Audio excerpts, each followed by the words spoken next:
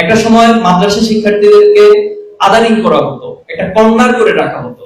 মানে মাদ্রাসা শিক্ষার্থী মানেই হচ্ছে তারা বড় জোর হয়তো নামাজের ইমামতি করতে পারবে, তার নামাজের ইকামত দিতে পারবে, আজান দিতে পারবে, এর বেশি কিছু মাদ্রাসা শিক্ষার্থীরা করতে পারে না। আসলে কি তাই? না।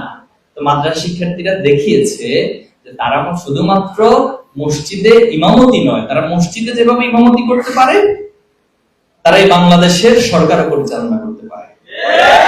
যে বিশ্ববিদ্যালয়গুলোতে একটা সময় মাদ্রাসা শিক্ষার্থীদেরকে ভর্তি হতে দেওয়া হতো না, বিভিন্ন অজুহাত দিয়ে বলা হতো যে তারা আসলে এখানকার পড়ার যোগ্য না, সে বিশ্ববিদ্যালয়ে মাদ্রাসা শিক্ষার্থীরা বছরের পর বছর ভর্তি পরীক্ষায় প্রথম হয়ে দেখিয়েছে যে আমরা শুধু এখানে ভর্তি পরীক্ষায় অংশগ্রহণই না, ভর্তি পরীক্ষায় আমরা প্রথম হতে পারি। এরপর আমরা শুধু এখানে ভর্তি হয়ে এখানে সময় কাটাই না, ঘুরে ফিরে সময় কাটাই না, আমরা আমাদের ডিপার্টমেন্টে টপার হইতে পারি, সবচেয়ে ভালো রেজাল্ট ফার্স্ট ক্লাস ফার্স্ট হইতে পারি। এটা মিল্লাতের স্টুডেন্টরা মাদ্রাসা শিক্ষার্থীরা বিগত সময় দেখিয়েছে।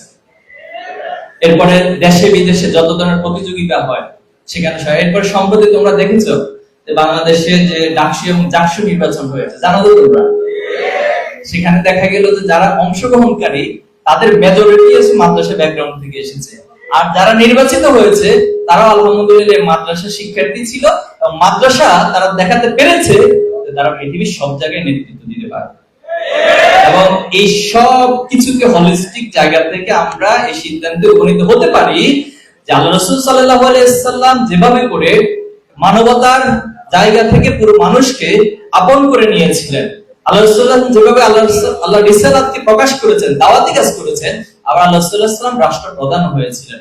ইন দ্য সেম ওয়েতে মাদ্রাসা শিক্ষার্থীদেরকে বিগত সময়ে কর্নার করে রাখা, আদারিং করে রাখা, এই সব কিছুর জবাব আমরা আমাদের যোগ্যতা দক্ষতা দিয়ে আগামী দিনে প্রমাণ করব যে আমরা মাদ্রাসা মসজিদে অথবা আমরা জুমার খুতবা যেভাবে দিতে পারি, নামাজের ইমামতি যেভাবে করতে পারি, এই রাষ্ট্র এবং পৃথিবীকে আমরা নেতৃত্ব দিতে পারবো ইনশাআল্লাহ।